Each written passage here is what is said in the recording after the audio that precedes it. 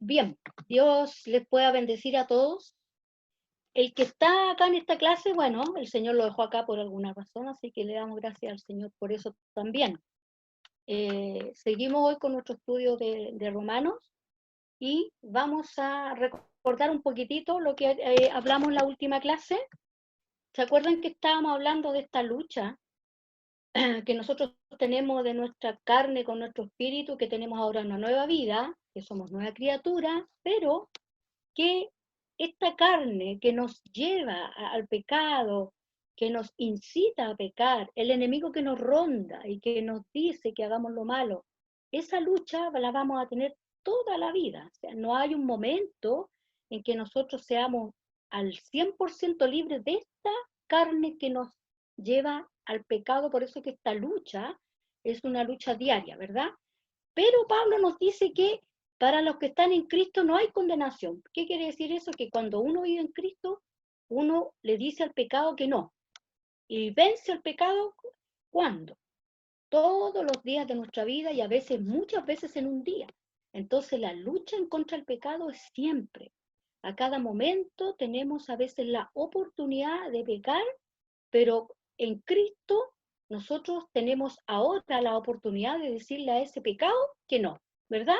Eso era más o menos lo que nos hablaba Pablo y nos habla de lo que él quiere decir cuando habla de carne y de espíritu, ¿verdad? Y tiene que ver mucho carne con este cuerpo que nos lleva a pecar, pero también tiene que ver un poco con el sistema del mundo, ¿verdad? En la carne, en el pecado, y finalmente, porque cuando uno peca, el pecado primero está en la mente, ¿verdad? Y uno para llevarlo a cabo utiliza el cuerpo. Para mentir utilizamos la boca, la lengua, no sé, para golpear nuestros puños, nuestros pies, en fin, siempre nuestro cuerpo es el vehículo que nosotros usamos para cometer ese pecado que nace acá.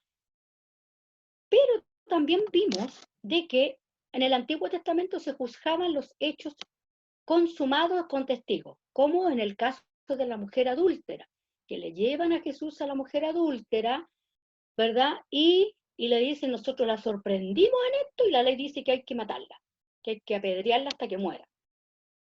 Bueno, eso era así. Y cuando nosotros hablamos de la gracia, y generalmente nosotros decimos que la gracia es como chip libre para pecar, en realidad es al revés. Decíamos que la gracia aún tiene una mayor exigencia que la ley. ¿Por qué? Porque ahora no solo son juzgados los pecados que se llevan a cabo con el cuerpo, como golpear, como adulterar, en fin, sino que también el pecado que ya está en la mente. El que tiene a la mujer de su prójimo está en un pecado, pero Jesús dice, el que la desea ya, el que la tiene solo aquí, ya pecó con ella acá en su mente. Entonces la exigencia de la gracia es mayor que la exigencia de la ley. La diferencia está en que en la antigüedad el juicio venía inmediatamente. Ahora todavía no hay juicio. No tenemos juicio en el mundo de Dios. No hay juicio de Dios. La palabra nos dice que habrá un día del juicio final. Esa es la gran diferencia entre el periodo de la ley y el periodo de la gracia. Que en el periodo de la ley los pecados se juzgaban inmediatamente y se condenaban y se castigaban. Hoy lo que hoy pasa es que hoy vivimos las consecuencias de nuestro pecado, pero el juicio de Dios todavía no llega.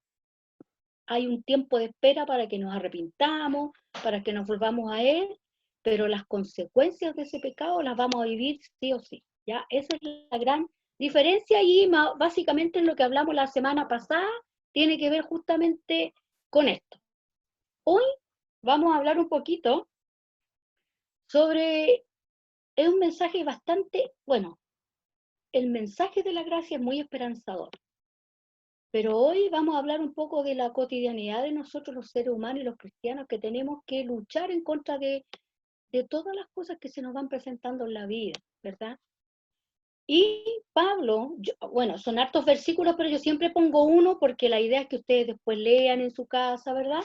El que quiera la clase me la pide, me da su correo, yo se la puedo mandar, no tengo ningún problema, pero como son tantos versículos, no los leemos todos. Y dice acá, Pues tengo por cierto, esto está en Romanos 8:5, ¿ya? Pues tengo por cierto, dice Pablo, que las aflicciones del tiempo presente no son comparables con la gloria venidera que en nosotros ha de manifestarse, y luego sigue hablando de esto. Y Pablo aquí está presentando, dice el autor, el contraste entre estas dos clases de vida que hablábamos en la clase pasada. Primero, la vida en el espíritu, es decir, esta vida que está dominada, o sea, la vida en la carne, en este cuerpo, en esta mentalidad nuestra, que es la mentalidad con la cual nosotros nacimos. Cuando hablamos de nuestra naturaleza, voy a hablar una redundancia, de nuestra naturaleza natural con la cual nosotros nacemos, tiene que ver con esto, con esta naturaleza humana que es pecadora y que nos lleva al pecado, y que el centro de esta naturaleza somos nosotros mismos. Queremos hacer nuestra propia voluntad y darnos el gusto en todo lo que nosotros queramos, ¿verdad? Eso es lo que está presentando Pablo por una parte, pero también por otra nos presenta esta vida que es controlada por el Espíritu de Dios. Pero esto es voluntario, y esto también hay que dejarlo claro. Cuando nosotros nos convertimos al Señor, el Señor toma el control de nuestra vida, pero eso no significa que el Señor inmediatamente nosotros dejamos que Él haga en nosotros y nosotros nos desentendemos de Dios, ¿no? Porque como tenemos esta lucha con nuestra naturaleza con la cual hemos nacido, tenemos que cada día estar luchando en contra de nuestra propia naturaleza, y tenemos que cada día estarle entregando a Dios nuestra vida. ¿Ves? Que yo le digo al pecado que no, le estoy entregando al Señor el control de mi vida, y Él nos da la fuerza para no pecar. Eso es básicamente, ¿verdad? Decíamos que el cristiano no tiene una mente propia. Vosotros tenéis ahora, dice Pablo, la mente de Cristo. Y el que tiene la mente de Cristo va a querer hacer las cosas que Cristo haría en nuestro lugar. Esa es principalmente la idea. No tenemos nuestros propios deseos, ya no nos vamos a dejar gobernar por lo que mi mente y mi carne me mandan a hacer.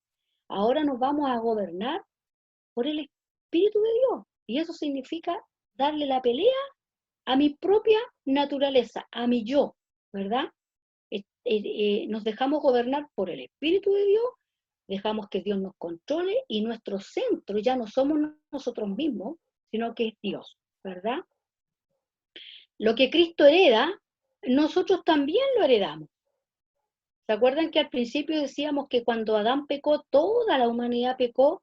Por lo tanto, la muerte de Adán nosotros también la heredamos. Por cuanto todos pecaron, dice Pablo, están destituidos de la gloria de Dios, porque la paga del pecado es la muerte. En Adán heredamos nosotros, ¿qué cosa? La muerte. Pero en Cristo heredamos la vida, ¿verdad? Si Cristo tuvo que sufrir, nosotros también vamos a sufrir y heredamos eso. El sufrimiento es parte de la vida del ser humano. Y eso es bien importante que lo tengamos claro, porque a veces se nos predica, venga Cristo y su vida va a ser espectacular. No va a tener más problemas ni dificultades, el Señor le va a solucionar todos sus problemas, y no es así. A veces nosotros tenemos que vivir dificultades, la diferencia es que el Señor está con nosotros. Entonces, cuando nosotros salgamos a predicar a Cristo, no le ofrezcamos a la gente lo que la Biblia no ofrece. Entonces, la Biblia no ofrece una vida espectacular. Una vida sin dolor y una vida sin sufrimiento no la ofrece. De hecho, ya en Mateo Jesús dijo, en el mundo tendréis aflicción, pero confíen, porque yo vencí al mundo. Es decir, si yo vencí esta naturaleza, esta humanidad, porque Cristo vino con una naturaleza humana, y si Él la venció, eso es lo que quiere decir, ustedes también la pueden vencer.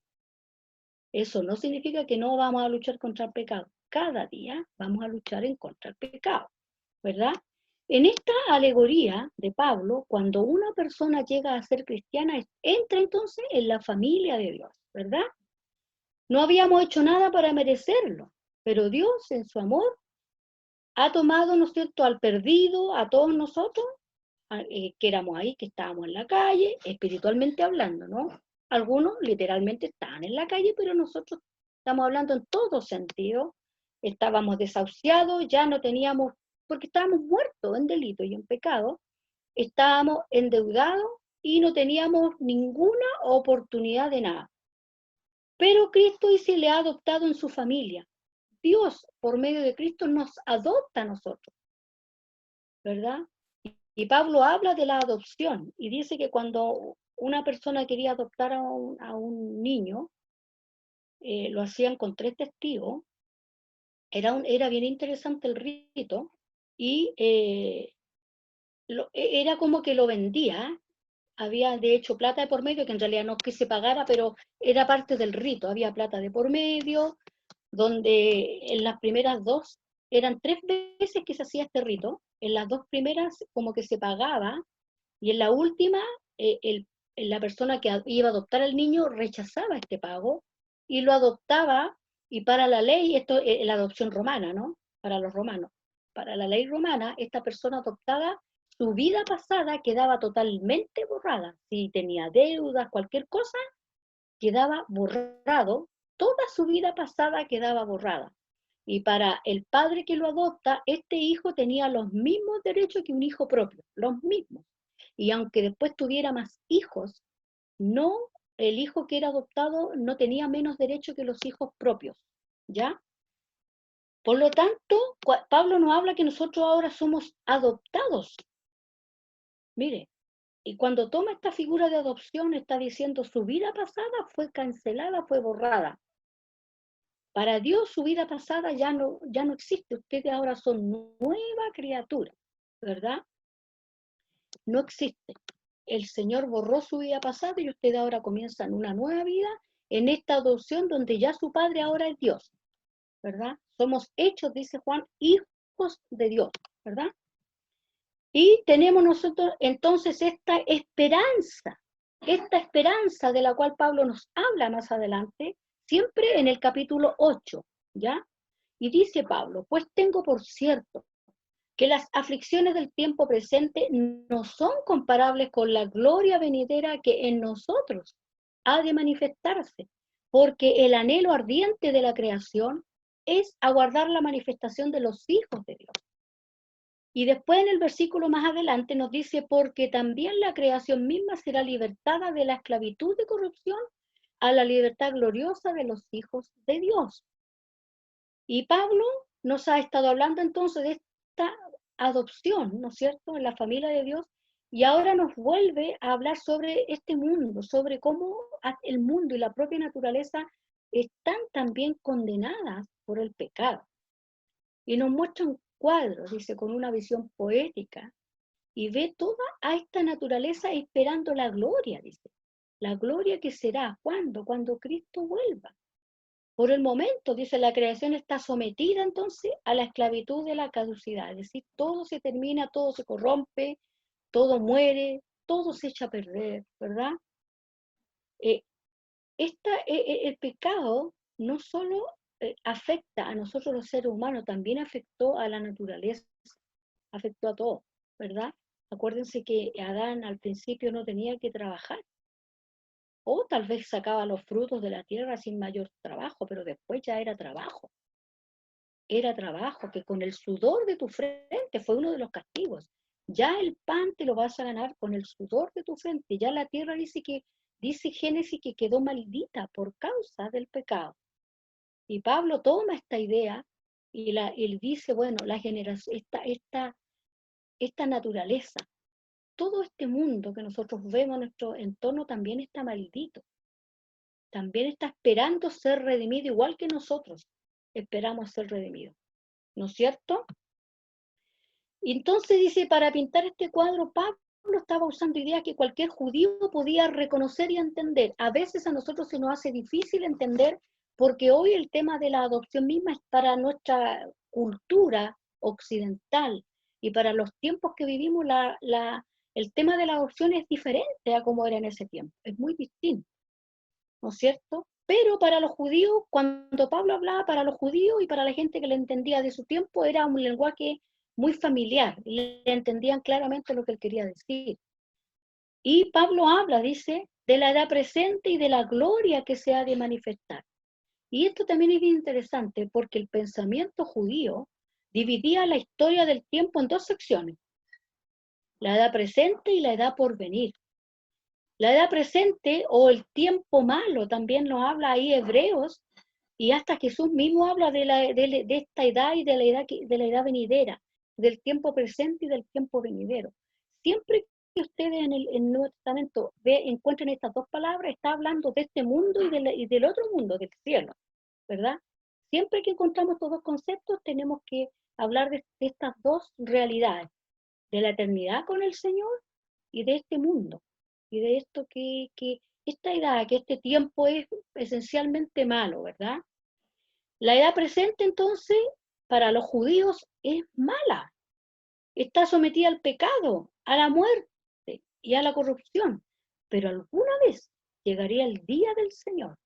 Ya nos habla Mateo de ese día, nos habla Apocalipsis, Pablo en Tesalonicenses, nos habla de ese gran día. Sería un día de juicio en el que se sacudirían hasta los mismos cimientos del mundo, pero de su ruina surgiría ¿qué cosa?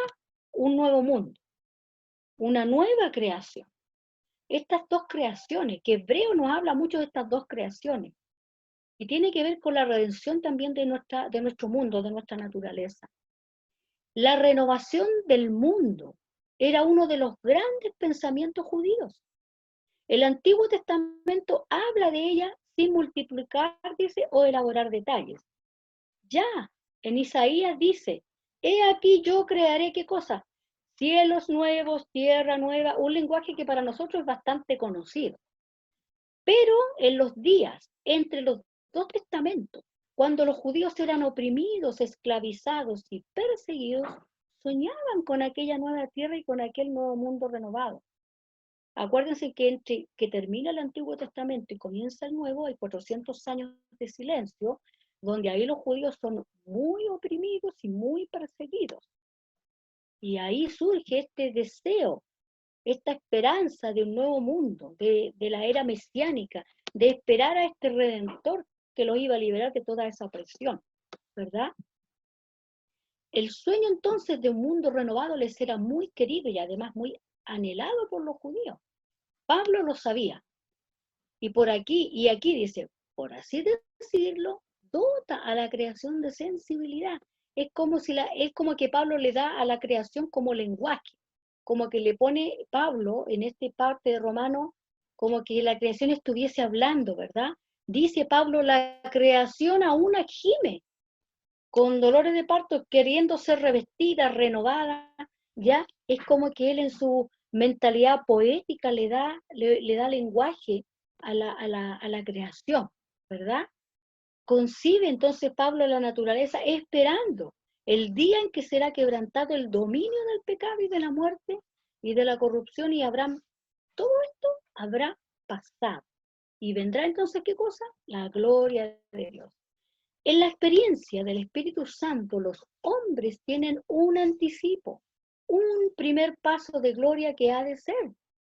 Ahora anhelan con todo el corazón la plena realización del significado de su adopción en la familia de Dios, que se complete esto en su totalidad.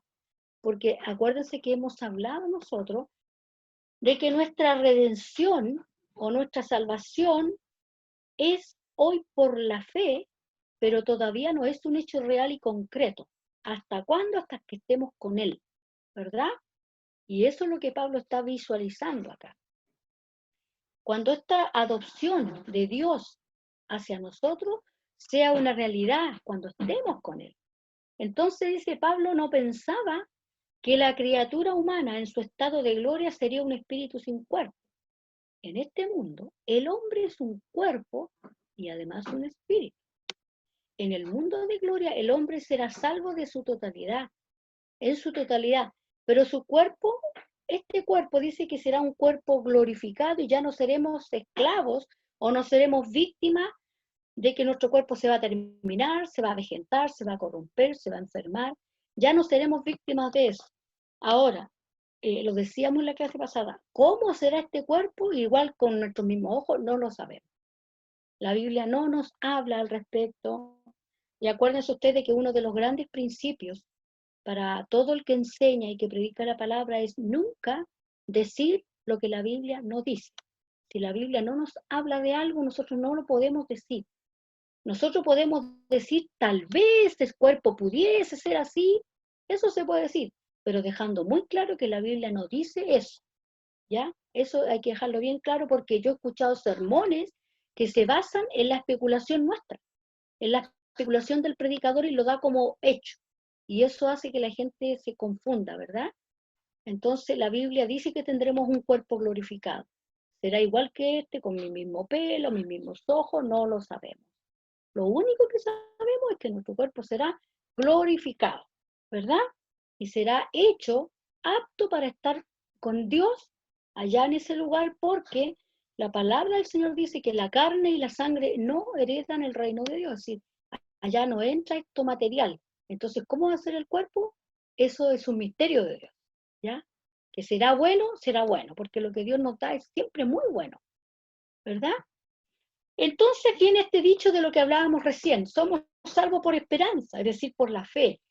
La verdad resplandeciente que iluminaba la vida para Pablo era que la situación humana entonces no es desesperada. Tenemos esta esperanza, esta seguridad. Pablo entonces no era pesimista. Wells, que es un gran escritor británico, dijo, el hombre que empezó al abrigo de una cueva terminará en las ruinas de un suburbio contaminado por la enfermedad. El hombre que no va a Cristo no tiene ninguna esperanza. Va a morir en su pecado y no tiene ninguna esperanza. Pero Pablo no decía esto. Pablo veía el pecado humano y el estado del mundo, él lo tenía claro. No era que era ciego a la realidad, pero él también veía la otra realidad, el poder redentor de Dios. Por lo tanto, entonces Pablo tenía esta gran esperanza que nosotros también hoy tenemos. La vida para él, eh, la vida no era para él entonces una espera desesperada, esperando un final que era el peor de todos, ¿verdad? Que era la muerte, que era la destrucción total, sino que Pablo veía una anticipación anhelante por la liberación, la renovación y la recreación que obrarán la gloria y el poder de Dios. ¿Dónde? En nosotros y nuestra naturaleza que Dios creó, ¿verdad? Así como Dios nos creó a nosotros, creó también todo lo que hay en nuestro mundo. ¿Para quién lo creó? Para nosotros. Y quien disfruta de este mundo no es Él, somos nosotros. Él disfruta de nosotros. Y nosotros disfrutamos de lo que Él creó para que nosotros lo disfrutáramos, ¿verdad? Los árboles, el río, el mar, nosotros los disfrutamos. En el versículo 19, siempre en el capítulo 8, se usa una palabra maravillosa para anhelante expectación, que es la palabra apocaradoquía, griega, que describe entonces qué cosa, la actitud del que adelanta la cabeza, de uno que está así, mirando el horizonte y por allá lejos, está nublado, y de repente empieza a abrirse las nubes. Es como el otro día cuando hubo el eclipse, que en el sur llovía, pero en algún minuto el cielo se abrió y la gente pudo ver un poquito del eclipse. Así Pablo está viendo que nosotros estamos esperando ese que se haga concreto en su realidad. Una esperanza ciertamente segura, ¿verdad? Entonces Pablo no está pesimista, no, él está viendo la esperanza que el sacrificio de Cristo nos entregó a todos nosotros. El cristiano dice está involucrado en la situación humana, es decir, nosotros estamos en este mundo, vamos a vivir todo lo que los demás también viven, no somos libres ni de enfermedad, ni de conflicto, ni de problemas, no somos libres de eso. Pero por dentro, dice Pablo, el cristiano tiene que luchar con su propia naturaleza humana pecadora, ¿verdad? Lo que decíamos delante. Por fuera tiene que vivir en un mundo de muerte y corrupción, es decir, este cuerpo a nosotros se nos va a desgastar igual que a todos. Pero por dentro, nuestro espíritu, como decía mi hermana Sara adelante, vive en Cristo, no muere. No mira solamente nosotros las cosas de este mundo, sino también miramos esa era venidera, ¿cierto?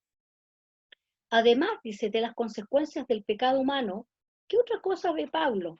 Ve el poder, ve la misericordia y ve el amor de Dios. Por tanto, la clave de la vida cristiana siempre es ¿cuál? Tener esperanza y nunca desesperarnos. El cristiano espera ¿qué cosa? No la muerte, sino la vida en Cristo, con Él. Por lo tanto, eso, hermano, no significa que nosotros no nos vamos a angustiar, que no nos vamos a entristecer y que muchas veces entramos en un estado de descontrol emocional cuando se nos vienen cosas fuertes en la vida. Eso nos va a pasar. El Señor no nos condena por eso. El punto es que no podemos vivir una vida entera en ese estado. Si no, recordemos al profeta Elías.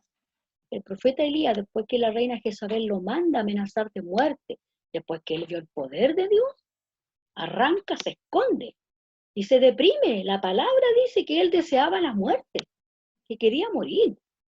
Eso es una depresión en su grado mayor.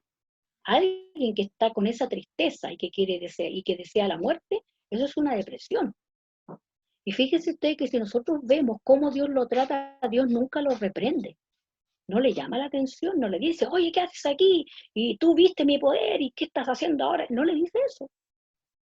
Dios lo deja ahí. Envía alimento, envía sustento, deja que viva el proceso del dolor.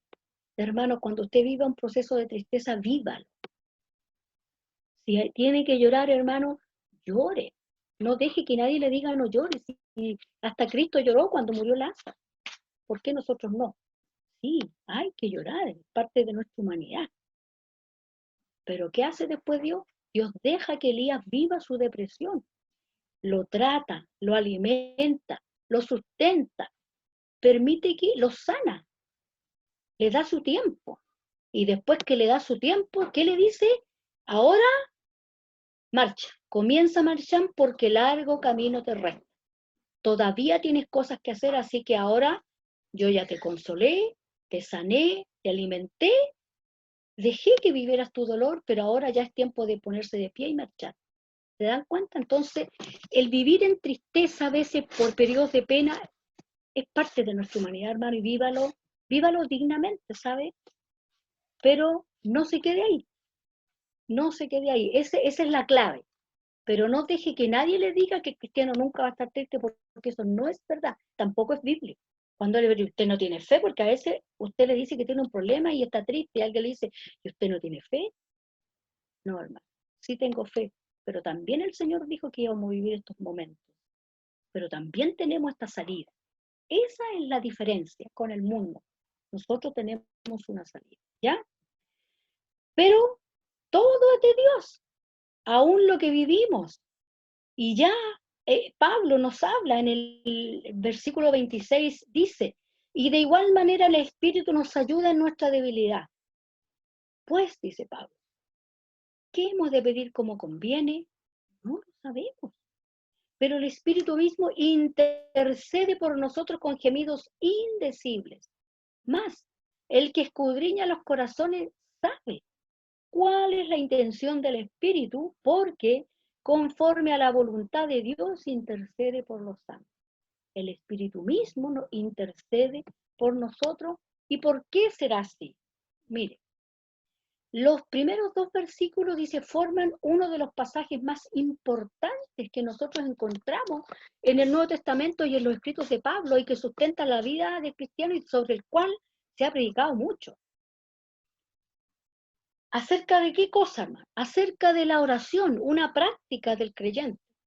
Pablo dice que por nuestra debilidad muchas veces no sabemos qué es lo que debemos pedir, pero que las oraciones que nosotros deberíamos hacer las hace por nosotros el Espíritu de Dios. Y este teólogo, Dodd, definía la oración de esta manera. La oración es lo divino en nosotros apelando a lo divino sobre nosotros, ¿verdad? Y yo lo encontré bien bonito esta frase. Dice Pablo, el escritor acá dice, hay dos razones muy obvias por las que no podemos orar como debiéramos. Primero, no podemos predecir el futuro. No podemos ver el año que viene, ni siquiera la hora que viene, y por tanto, puede que pidamos ser librados de cosas que serían a la larga para nuestro bien y que se nos concedan otras que nos causarían al final una ruina y un desastre. Y en segundo lugar, no podemos orar como es debido porque en una situación dada, dice, no sabemos qué es lo que más nos conviene. Muchas veces estamos en la situación del niño que quiere algo que le podría traer muchos males. Y Dios está muchas veces en el lugar del padre, que tiene que negarle al hijo lo que le pide y mandarle a hacer lo que él quiere, porque sabe mejor que el niño lo que a él mismo le conviene. Y ustedes que son padres, ¿cuántas veces le han tenido que decir a sus hijos algo que no, con el dolor de su corazón? Porque ustedes saben que eso al niño no le va a hacer mal. No sé, hoy, el niño quiere estar todo el día jugando en el computador a los juegos, pero nosotros sabemos que estar muchas horas en el computador le hace mal al cerebro, a la vista, y le hace muy mal a los niños, les puede provocar hasta una epilepsia. Entonces los niños quieren estar ahí, pero el padre sabe que tiene que a veces quitarle el computador y negarle eso, porque el padre sabe que con el tiempo eso le va a traer un perjuicio en su salud, ¿verdad? Eso por decir algo, es la misma comida. No, yo no quiero esto, quiero papas fritas con hamburguesa, si no quiere verdura, no quiere esas cosas, pero el padre con el dolor de su corazón le dice, no, no te voy a dar esto te conviene y aunque el niño no quiera, se lo tiene que dar. Bueno, como padre ustedes saben, y en la vida en general, ¿verdad? A veces con el dolor de nuestro corazón tenemos que decir algo que no, pero a la larga es por un beneficio. Y Dios es igual con nosotros. Por eso que el Espíritu de Dios nos ayuda a clamar y a pedir lo que realmente nos conviene, ¿verdad? Y los griegos, dice, ya sabían eso. Pitágoras les prohibía a sus discípulos pedir para sí mismos, porque decía él, no podían saber lo que les convenía a causa de su ignorancia. Bueno, no sabemos lo que está el futuro, y en fin, todo este tipo de ignorancia. Genofonte nos cuenta que Sócrates enseñaba a sus discípulos a orar sencillamente por cosas buenas sin especificarlas, sino dejándole a Dios decidir qué cosas eran buenas para ellos. Y es sabio, Señor, dame las cosas buenas para mi vida, pero no, es como cuando alguien ora por una esposa, un hombre. Señor, dame la mujer que tú quieres, pero que sea la yaque, por ejemplo, ¿verdad? Y nos reímos porque es así. Nosotros queremos siempre hacer lo que nuestros deseos nos piden porque a nuestra vista es lo que queremos y es lo mejor. Pero Dios, que ve todo el futuro, dirá, no, no, no, eso no te conviene. Entonces les decía, pidan solamente las cosas buenas, pero no las enumeren, porque Dios sabe cuáles son las cosas buenas que ustedes necesitan, ¿verdad? Dice, en última instancia, todo lo que podemos dirigir a Dios es un suspiro inarticulado que el Espíritu Santo lo traducirá por nosotros. Y a veces, en el dolor, ¿cuántas veces hemos ido a orar y no podemos articular palabras? Llegamos al Señor y solamente lloramos. Pero esa petición de su corazón, el Espíritu Santo la está traduciendo por usted. Ese lamento, Dios lo está traduciendo a Dios, es lo que usted realmente necesita. Porque a veces no logramos decir ni media palabra. Y eso nos ha pasado a todos nosotros, ¿verdad? Pablo veía que la oración, como todo lo demás, es cosa de Dios.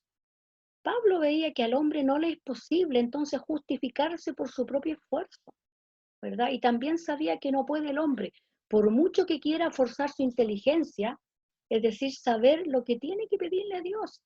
En última instancia, la oración perfecta es decir sencillamente, como Jesús, hágase tu voluntad, en tus manos encomiendo mi espíritu, que se haga no lo que yo quiera, lo que tú quieras, ¿verdad? Pero Pablo dice, sigue adelante con esta visión. Dice que los que aman a Dios y que han sido llamados conforme a su propósito, saben muy bien que Dios combina todas las cosas para su bien. Es la experiencia del cristiano, que todas las cosas cooperan a su bien. No tenemos que ser muy viejos para mirar atrás y ver que las cosas que considerábamos desastrosas resultaron al final muchas veces a nuestro favor y que las que nos causaron una desilusión a la larga fueron un tremendo beneficio para nosotros. Y con el tiempo nos hemos podido dar cuenta de eso. Pero tenemos que advertirse que esa experiencia solo le sucede a los que aman a Dios. porque logramos ver el A y el B de todas las cosas, el lado A y el lado B de las cosas. Dice Pablo que todas las cosas colaboran para el bien, pero solo de los que aman a Dios. Si una persona ama y confía y acepta a Dios, si está convencida de que Dios es el Padre infinitamente sabio y amoroso, entonces puede aceptar todo lo que Dios manda aunque no lo entienda, aunque en el principio se le traiga dolor, frustración, decepción, pero como sabe que Dios es un Padre bueno y que solo va a querer lo bueno para él, ese cristiano lo va a aceptar igual, ¿verdad?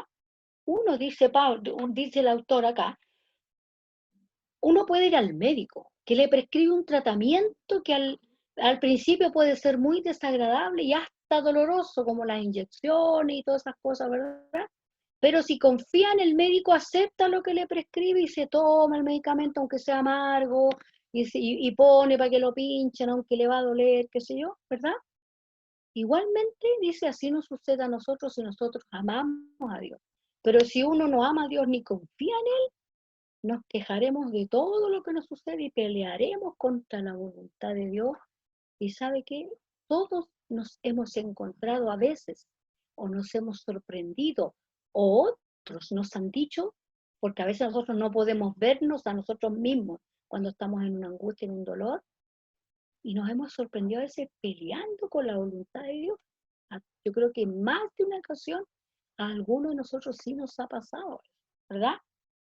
Solo el que ama a Dios, dice, y confía en Él, todas las cosas ayudan a bien, porque para Él vienen de un Padre que siempre obra bien y con sabiduría. Es como el hijo. En el fondo los niños cuando saben que sus padres los aman, sí, patalean y todo, pero en el fondo el niño sabe que no es para causarles daño, que no es por maldad, ¿verdad?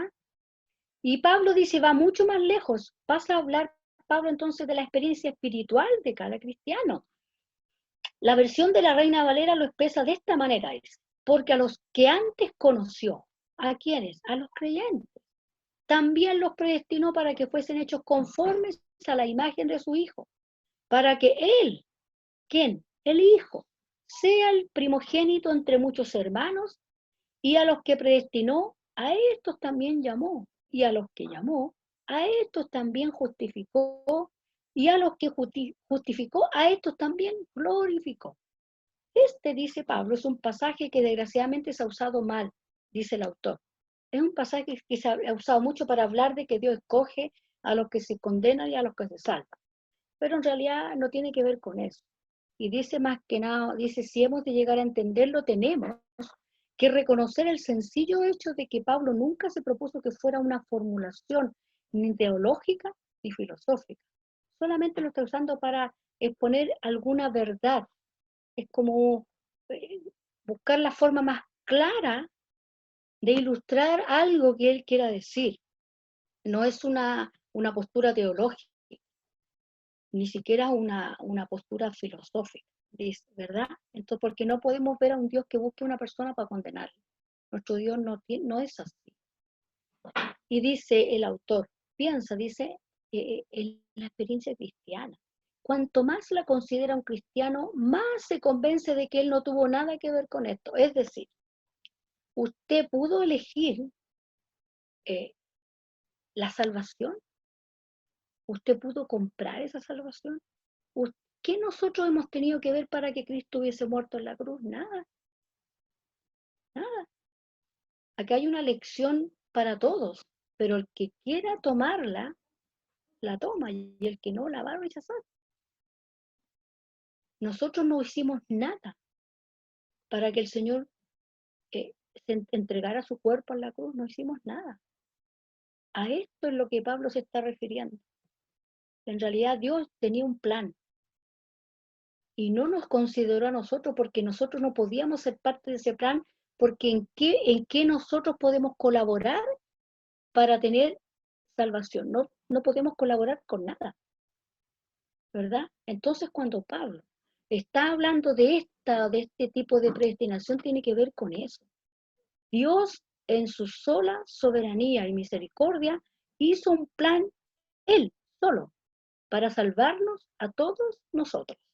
Ahora, el que escoge, el que quiera venir a Cristo, lo va a hacer, pero el que lo quiera rechazar, también lo va a hacer. Y Dios le va a dejar su libertad, su libre albedrío, ¿verdad? Así que eso tiene que ver este versículo, así que para que nosotros no lo veamos como una predestinación y que Dios dice, este se condena y este se salva, porque Dios no es así, ¿ya? Tiene que ver más que nada con eso. Ya el Antiguo Testamento usa la palabra conocer de una manera muy iluminadora. A Osea Dios le dice, yo te conocí en el desierto. ¿De quién le está hablando? De Israel, ¿verdad? Y en Amós dice, a vosotros solamente os he conocido de todas las familias de la tierra. Aquí está hablando de Israel, del pueblo. Cuando la Biblia dice que Dios conoce a un hombre, quiere decir que Dios tiene un propósito y un plan y una tarea para él. Porque si nosotros hablamos de la palabra conocer como nosotros la entendemos, entonces podríamos decir, Dios solamente conocía a Israel y a los demás pueblos no tenía idea de las demás naciones, y eso no es así. Dios sí tenía idea y sí sabía y sí conocía a todas las demás naciones. Pero en este caso la palabra conocer tiene que ver con un propósito. Dios tenía, con el único pueblo que Dios tenía un propósito era con el pueblo de Israel, no con todos los demás pueblos. Y el mismo sentido de conocer se aplica a nosotros. A nosotros solamente Dios nos conoció, es decir, con los creyentes Dios tiene un propósito. Con todo el que quiera venir a Él, Dios tiene un propósito, ¿verdad? Entonces, el conocer acá tiene que ver con eso, con propósito. Cuando la Biblia dice que Dios conoce, bueno, lo leíamos, y cuando nosotros miramos hacia atrás y pensamos en nuestra experiencia cristiana, todo lo que podemos decir es, yo no hice nada. Este propósito, este plan, este perfecto plan de salvación lo hizo Dios y yo no tuve nada que ver con eso, ¿verdad? Decimos, Dios conocía a Israel, es decir, Dios tenía un propósito con este pueblo. Pero llegó el día en que Israel rechazó el destino que Dios le había asignado y Dios lo deja. Como a cada persona Dios la deja que escoja si lo va a rechazar o no. Entonces la dirección invisible de Dios está en nuestra vida, pero en cualquier momento nosotros la podemos rechazar y podemos seguir nuestro camino y Él no se va a imponer sobre nosotros. Es lo mismo que cuando nosotros salimos a predicar a Cristo. Nosotros salimos a exponer el mensaje, no a imponerlo. Lo ponemos y después oramos por la persona, porque el que hace la obra de convencer es el Espíritu de Dios y no nosotros, ¿verdad? ¿Y qué decimos? Que el amor de Dios, esto también es muy conocido, no nos puede separar. ¿Quién nos va a separar del amor de Dios? Este pasaje tan conocido. En el versículo 32 hay esta alusión, dice, que impactaría a cualquier judío que conociera bien el Antiguo Testamento, ¿sí? Si Dios habla de conocer como de una elección en cuanto a propósito, también Dios lo está hablando de nosotros. Por amor a nosotros, Dios no escatimó ni el dar entonces a su propio Hijo. Si este amor lo podemos graficar, ¿hay amor más grande que este? No lo hay. No cabe duda, dice que esa es la garantía definitiva de que nos ama lo suficiente para suplir entonces todas nuestras necesidades. Como dijo alguien por ahí, Dios nos da todo lo que necesitamos y no todo lo que nosotros queremos. Porque no todo lo que queremos son necesidades, ¿verdad? A veces nos podemos dar gusto y está bien, pero a veces hay que tener las prioridades bien claras, ¿verdad? Y Dios tiene las prioridades claritas. Él nos va a dar todo lo que nosotros necesitemos. Las palabras que usa Pablo refiriéndose a Dios son las mismas que Dios usó acerca de Abraham, que le demostró su lealtad a ultranza, dice, cuando estuvo dispuesto a sacrificarle a su propio hijo Isaac, cuando Dios se lo mandó. Y Dios le dice a Abraham, no me has negado a tu hijo. Y nos pone este ejemplo y nos dice que Dios hizo lo mismo por cada uno de nosotros. Entonces, si nosotros vemos esto, estoy apurando porque estoy viendo la hora, es difícil, dice, tomar estos versículos de manera muy literal, pero se pueden tomar de dos maneras. Primero, lo podemos tomar como dos afirmaciones seguidas de dos preguntas que les hace referencia. Es decir, ¿es Dios el que declara a los hombres no culpables? Esa es una afirmación. Entonces, si Dios nos declara a nosotros no culpables de pecado, ¿quién se atreverá a condenarnos? ¿Quién le puede condenar a usted si Dios ya le declaró a usted inocente? ¿Alguien le podrá condenar? Nadie, nadie. Segundo, ponemos nuestra fe en Cristo, que murió y resucitó y vive para siempre. Esta también es la afirmación. Si es así, ¿puede haber algo en este mundo o en el otro que nos pueda separar entonces del amor de Dios? Si Dios ya determinó amarle a usted, amarme a mí, ¿algo nos podrá separar del amor de Dios? No, nada, porque este es un plan que ya está hecho. Está, como dicen por ahí, está oleado y sacramentado, ya está listo, ya fue. Es un hecho que ya fue. Entonces, ¿quién? ¿La angustia? ¿El dolor? ¿La tristeza? No, hermano. Usted puede estar triste y Dios le va a seguir amando igual. Cuando alguien le dice, usted está triste y Dios no escucha su oración, eso no es cierto. Es como que si usted fuera un padre y cuando su hijo se porta mal, usted le deja de dar comida. No, Él es un padre ante todo, Dios es un padre. Por lo tanto, ¿qué es lo que nosotros podemos sacar? Todas las aflicciones que nosotros podemos vivir aquí, el Señor está de su lado, de nuestro lado, las vamos a pasar, las vamos a superar. El Señor nos sustenta cada día nuestros pasos. Y aunque usted un día esté llorando, esté triste, se sienta deprimido, ¿sabe qué? Dios le va a seguir amando igual. Él no se va a enojar si usted está triste, no se va a enojar si usted un día no entiende nada. Y le pregunta a Dios, Señor, no entiendo esto, ¿por qué pasa esto? Dios no se va a enojar con usted. Hasta Job le dijo a Dios, mátame, Señor. Usted lea a Job. Job le dice a Dios, prefiero estar muerto. Mejor es un abortivo que yo. Imagínese Job. Job se va en contra de Dios cuando le dice esto. Mejor es un abortivo. Mátame, Señor. Mándame la muerte. Yo no veo a Dios diciéndole, ya te voy a matar. ¿Qué te crees tú? No, vive un proceso, Job. Y finalmente Dios lo exalta y lo bendice. Porque aún en medio del dolor, Job no perdió nunca la fe. No negó a Cristo, no negó a Dios. Acá lo importante es que usted, su fe nunca decaiga. Pero eso no significa que usted no va a estar triste, que usted a veces no va. Y le digo una cosa, cuando alguien le pregunte cómo estás, si usted no está bien, no diga bien, porque está mintiendo. Diga, no estoy bien, pero voy a estar bien.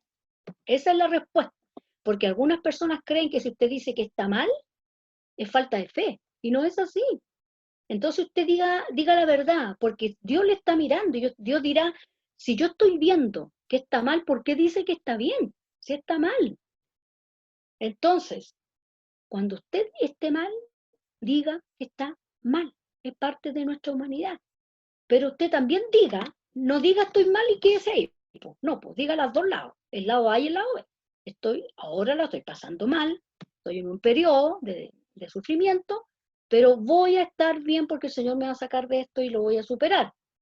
Eso no significa, hermanos, tampoco que el Señor va a solucionar todos sus problemas. A veces nosotros siempre vamos a tener problemas. A veces vivimos con alguna enfermedad toda nuestra vida y no sabemos por qué el Señor no nos sana. Es parte de la soberanía de Dios. Por eso que tampoco le podemos ofrecer a la gente sanidad. Ojo con eso, el mensaje es de salvación. Las buenas nuevas de salvación, no de sanidad, no de milagros. Dios hace milagros, sí. Dios sana, sí. Pero cuando Él quiere. Entonces no le ofrezcamos a la gente lo que no nos pertenece a nosotros. El Señor a lo único que nos mandó a nosotros es a predicar las buenas nuevas de salvación. No de sanidad, no hagamos campaña de salvación y sanidad divina. No, porque Dios cuando nos sana la gente se decepciona. No creen que Dios después se decepciona. No quiere ir a una iglesia. Por eso que tenemos tanta gente que a nosotros los evangélicos no nos quiere escuchar. Porque estamos predicando lo que la Biblia no, ofrecemos lo que la Biblia nos ofrece. ¿Verdad? Entonces, no le digamos a la gente, venga a Cristo y su vida va a ser una vida de Bill y Papi y no va a tener más problemas porque eso tampoco es verdad. Venga a Cristo, el Señor le va a salvar y su vida la va a pasar diferente, porque la pasamos diferente. Eso es verdad, porque en el Señor tenemos esa esperanza, esa seguridad, el Señor nos sustenta y aunque a veces vamos a vivir toda una vida con alguna dolencia, ahí está Dios para sustentar nuestra vida. porque muchas otras personas con los mismos problemas que nosotros se han suicidado, hermano. Y nosotros no, pues nosotros tenemos esa fuerza, nosotros tenemos la fortaleza de parte de Dios, la esperanza de Cristo en nuestra vida, tenemos la mente del Señor. Nosotros tenemos esta gran garantía de vivir las dificultades desde el lado A de la vereda, del lado de Dios. Así que, hermano, somos deudores entonces ¿a quién? Como decía Pablo, no a la carne. Somos deudores a Dios. Por lo tanto, vivamos en el Espíritu. Y cuando nosotros vivimos en el Espíritu, podemos tener esa fuerza para vencer el pecado en nosotros y para vivir todo lo que tengamos que nosotros vivir en nuestra vida, entendiendo que a veces la respuesta del Señor es un no. A veces Dios nos dice que no. Yo conozco muchos matrimonios que nunca han tenido hijos. Algún día Dios les dirá por qué tuvo que ser no. En algún momento. Job decía, de oídas te había oído, mas ahora comprendo. Cuando Job tuvo esa experiencia con Dios, entendió. Nosotros el día que estemos con el Señor vamos a entender todas las cosas, ¿verdad? Vamos a entender los no de Dios. Muchas veces los no de Dios no los vamos a entender aquí. Pero una cosa tenemos que tener seguridad, que Dios hace todas las cosas para nuestro bien. Entonces, cuando nosotros decimos que para el cristiano todo obra para bien, tiene que ver con esto. No en que todos los problemas se le van a solucionar. No, en que cuando Dios dice que no, es para el bien de nosotros. Con eso tiene que ver. Eso, entonces, aterrizando nosotros la palabra, vamos a entregarle a la gente un mensaje auténtico, realista, 100% escritural, y no le vamos a andar ofreciendo a la gente la panacea de la vida, entregándole a la gente, ¿no es cierto?, lo que la Biblia no ofrece, hermano. Así que tengamos nosotros mucho cuidado con esto. Estoy hablándole a la Mari para que pueda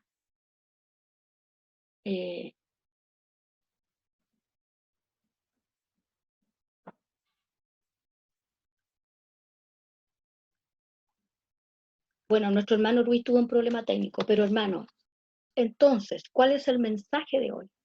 Fortalezcámonos en el Señor.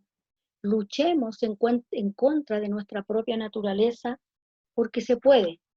Podemos luchar en contra de nuestra naturaleza y entendamos, ¿no es cierto?, que todos los no de Dios son para nuestro beneficio, son para nuestro bienestar y nada de lo que Dios hace nos va a perjudicar. Así que aceptemos la voluntad de Dios, vivamos en el Espíritu y hagamos perfectamente su voluntad. Si alguien quiere dar un apoyo, una palabra, una opinión, lo que sea, tiene un minuto vamos a volver a la sala para un comentario, me gustaría escucharlos. Mara Sarita, me gustaría escuchar su opinión. Bueno, excelente estudio, pero también a veces cuando se expone de esta manera hay personas que hablan como el otro yo de Pablo, entonces podemos pecar. Oh, sí. Entonces, sí. En algunas mentalidades creen que tenemos chip libre para todo porque total Dios ya su Hijo amado pagó. Pero gracias al Señor porque tenemos la posibilidad de cada día estar aprendiendo más y tener la posibilidad de enseñar a otros que equivocadamente creen que puedan hacer. Exactamente.